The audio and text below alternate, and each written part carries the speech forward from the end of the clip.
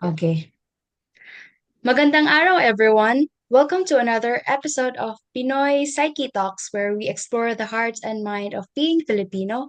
And I am Megan Esteliore, and joining me are my awesome group mates. Please introduce yourself, guys.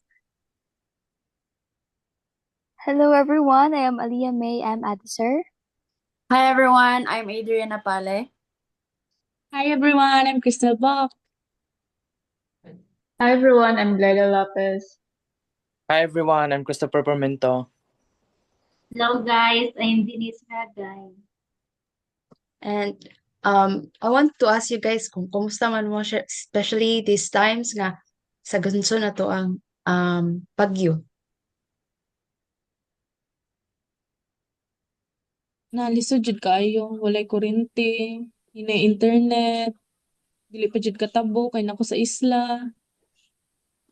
Kamo, Kami kami ari okay ra kaloy sa Ginoo pero kusog lagi hangin pero wa man Mm. pero uwan talithira. Same ra pud sa amo ah. Kamo akay, karon kay gasugod nag-uwan, pero ganina kay hangin na sad. Ama kay kusog kayog hangin diri. Diri Okay. sa mo kay baw karong araw sa ug gauwan ba di man gid madungog diri sa kwarto pero ganiha hangin-hangin like kada bitaw pagtagbo ni mama sa ako. Murag palilon ang motor. Hangin jud siya. Pero So, okay ra man gid. Thanks God. so safe ramang ka mo. Please thumbs up if safe ra tanan. Okay. So for our podcast for today, today's topic is something close to every Filipino's hearts, which is utang na loob, and I think we're all familiar with this one. And that deep sense of gratitude we feel when someone helps us, especially kanang times nga nagkalisod ta, di ba? Yes, sakto ka. It's something that defines us Filipinos pero naay po times nga more confusing siya. Like how unsaon na to siya pag-show properly or is it always good ba or sometimes mo go too far ba siya? Yan na. Yes, exactly. Exactly, di ba, ang utang na loob medyo confusing jud siya. So let's unpack this Filipino value from what it means using our personal experiences, mga examples, mga na-observe na to sa ato ang family, and how learning about Filipino psychology changed our views. So, kung makadungog ta sa word nga utang, 'di ba, ang first thing nga mo mahuna-hunaan nato kay murag bayronon like bayronon sa Shopee, bayronon sa tindahan nga na, 'di ba, ZJ? Yeah, sakto kay syempre nang word nga utang so makaon na jud tag sa man nga utang, utang ba ni sindahan or utang minata sa tong mga classmates. But utang na loob is not that kind of utang. Utang na loob or sa ato pa sa Bisaya, utang kabubuton. It is a debt of gratitude. It is something bitaw nga moral and emotional like di jud siya literally ma-connect siya sa financial. True, it's also important nga hunahuna-una to nga ang utang nga loob should be sincere, dili more on pressure nga na. It's not like kanang moingon kag ah dili nang moingon kag kanang tabangi ko tungod kay naa kay utang nako ingan na. So let's be real. Uh, it's if kana ang gratitude gyud kay it's something nga kanang coming from the heart gid bitaw like you're not expecting something in return. Okay, matagak man gud siya manipulation. Kaning why? Because ang tinuod nga utang kabubuton or true kaning utang nga loob is freely given and naturally expressed. Like if mutabang kasing isig ka tao, dapat it comes from within bitaw like kinasing-kasing nga pagtabang it comes from your heart dili kay mutabang ko niya ron kay basin dai po kung kinahanglan ko og tabang wala siya rason para di ko niya tabangan kay karon gitabangan man ako siya di dapat nga na like it is really given and naturally expressed di ba Pormento? Oo, kanang para nako ang utang na loob nagpahinumdum gyud siya sa akong mga ginikanan bitaw kanang grabe jud dihang pagpaningkamot, grabe ilang dako kayo lang sakripisyo para mapaeskwela ko. And every time kapuyon bitaw ko makahuna ko sa ilahang kuan ilahang kahago bitaw, and this is my way of repaying them. Mo na lang ni akong i-remind sa akong kaugalingon.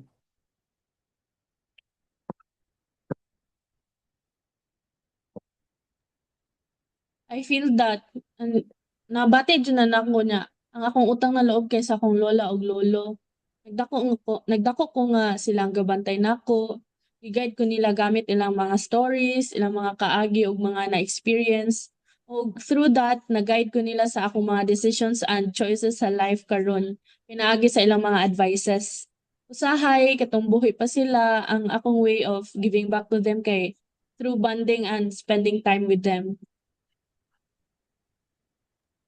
Ako sad, same na ako. Kalang, naisay time tong akong teacher before nga marag nituon ako na ni-believe siya na ako bitaw because I used to doubt myself. Na time nga kanang leader ko og SIP ata to, and then ako I kanang kuan man jud ko, aware ko nga I'm not really that a leader type because I prefer nga a member lang jud kanang mo follow la ba. And then ingon siya nga like kanang kita daw siya potential na ako. And then it's stuck bitaw with me kay I didn't know nga na madasay po ko'y ingana nga kuan kaya. So karon nga like I try to help others the same way kanang di katong pag-motivate ni ma'am na ako na sanggi pasa sa lain. I try to motivate them hunggi kanang ingnan sila nga nato sila potential, na sila talent, and I think that's how utang na loob grows. That's beautiful. Mara na siya cycle. If mutabang ta nila, then makadawat sa tagtabang nila. Then gikan nila because kindness doesn't just stop, it passes on. Exactly. O kahibaw ka, ang utang na loob kay dili jud siya bugat bitaw kung it's given freely and without pressure. Mahimo siyang burden sa isa ka tawo kung it's forced or napugos lang siya. Dapat it should be on their own accord. Sila dapat ang mo decision o mo initiate nga mulantaw og utang na loob sa tawo nga nakatabang nila. That's actually true because it's supposed to make relationships stronger. Dapat dili siya maka-cause og kanang stress o sa katawo bitaw. Tinod yun, mo tingali gitawag ni utang na loob kay gikan yun ni sa sulod bitaw sa atong kasing-kasing jud. Yes, I agree, Chris. Actually, na ako'y story, pero dili na siya personal experience. But experience ni sa among neighbor. Among neighbor man gud wala gud sila own land bitaw to build their home. Like nakipuyo ra sila. Then I don't know how it started, pero naayuta diri nga walay naka tukod nga bay. Then kaybaw mo ang owner sa yuta kay ni-offer sila nga pwede adto among neighbor mo tukod og bay. So mao to until now nagpuyo gyapon sila ari pila na ka years. And it's amazing knowing the owner of the land didn't ask something in return, basta lang kay hinlo bitaw ang palibot nga na. Naman giuban nga if na gusto mo kuan ana kay ibaligya something ana, pero siya gid kay wala gid siya kauna nga iyan ang ipabaligya ana nila. Ito nakahuna-huna ko nga napaday nga na no. Grabe, buutan gyud. Grabe ka buutan. Kuan, it's really heartwarming hearing that kay from my experience then I also see and notice utang na loob in my family. Specifically on my mom's side na siblings kay actually I admire her and her siblings kay whenever bitaw na ay medyo galisod on their finances isa nila ka igsuon kay willing jud mo tabang ang tanan. And according po sa ang lola kay naka-ask ko niya one time about sa dynamics nilang kanang mag-igsuon. Ingana na jud daw sila ever since and until now. Kaya si mama katong developing years na ho like elementary and high school sige siya kanang remind na ho nga never forget those who helped you. Kay if mag-base ko nila, sa ako mabantayan is bisag na tayo times na busy sila tanan, they'd always find a way to reconnect with each other. Pero dili good para magpatabang balik eh. Di na pud nasakto, okay. So, kiddings aside, they just love each other's company so much. They're one of the sincerest person I've met. Well, I can agree nga factor ang pagkaigsuon nila. Pero makit-an man gud nimo nga intention nila is genuine, na they really don't mind, they don't get mad, di sila mang backstab like how sibling relationships are shown in TV shows. Makita gyud nimo no nga ang utang na loob kay dili siya mo expire. It stays alive through our actions. Yes, and it doesn't always mean repaying with the same thing. Sometimes it's just being there for someone when they need you, like maybe showing respect or paying the kindness forward. Exactly, ang utang na loob kay murag nag-teach siya nato nga ang gratitude dili siya transaction pero it's a relationship. Yes. Can I be heard? Yes, yes. Okay. Yes, I agree with you, Aliyah. So, before, di ba, we're psychology students. So, before learning pa sa psikolohiyang Pilipino, as for me, makaingon jud ko og utang na loob, I treat it not as debt of gratitude. So, para nako before, kuan siya, burden siya. So, literal jud nga utang na loob. So, kailangan jud nimo siya bayaran. But then, after kana laging learning about psikolohiyang Pilipino, I realized na ang utang na loob is dili siya favor-based thing. It's a part of something deeper, which is our shared sense of kapwa, which is a very important Filipino value. Yes, yes, I agree with Megan. Sa Pilipino man gud, balik-balik kami dyan istorya ni Ma'am Leslie. Kaning we are collectivist. Unlike sa kaning Western, we are more individualistic. So kapwa means kaning seeing others as part of ourselves. So utang na loob is actually kaning a way of strengthening our kapwa connection. Kay kabalo man ta nga sa kalisod, bisag unsaon or kahit mapano, nadyo tay masangpit, nadyo tao nga motabang nato. And kaning nature na pod sa mga Pinoy ang pagtinabangay. That's why it keeps our kaning relationships alive and meaningful. And that's what, for my opinion, mao na yung nakanindot sa utang na loob. So, it's not about I owe you. Dili pasabot nga nitabang ka nako. So, nagkautang na ko nimo. It's about I value you. Yes, nice, nice. That's beautifully said. I think that's what makes Filipino psychology special.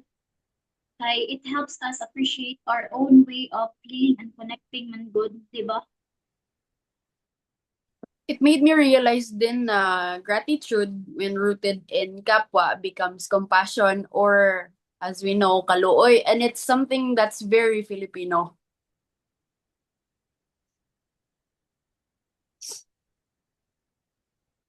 And to wrap up our conversation, nakarealize mo sa tatanan no nga utang na loob is more than a favor owed. Kanang dili kanang paghatag nato balik is not an obligation. It is a bond built on love, respect, and shared humanity. And it's also the reason jud nga no ang mga Filipinos stay close or family-oriented or people person bisan asa or unsa nga generation hisgutan.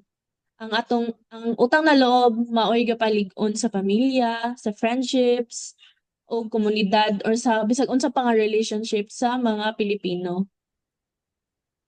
But let's also remember, real utang na loob comes from sincerity, not obligation.